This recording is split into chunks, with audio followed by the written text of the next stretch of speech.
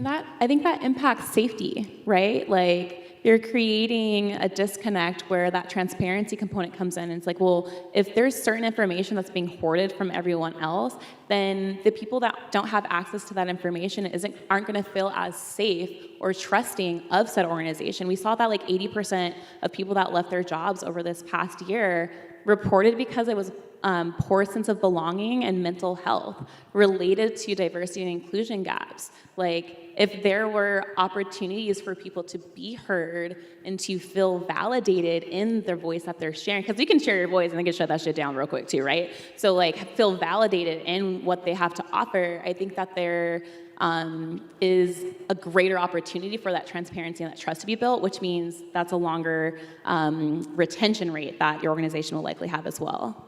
I think the hard thing about remote, for example, is that it's easy for people to slip into silos or feel disengaged or not feel confident speaking up and having their voice heard because you're not in the office. So that's what I've been thinking. I'm like, how do we catch that early on and make them feel? I see it.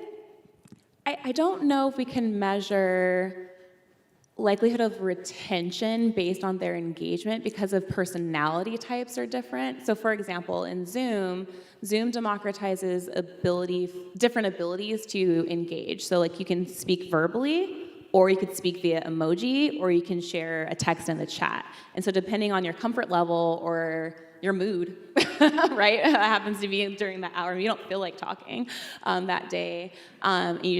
You only have the energy to give a thumbs up for something. You know what I mean? That's real sometimes. I think also, I could think with the personality style, folk that may be less likely to engage, I think inherently would get rated lower over someone like me that like talks all the time, and that wouldn't feel equitable, in my opinion. 5 years from now, what else will business leaders be dealing with?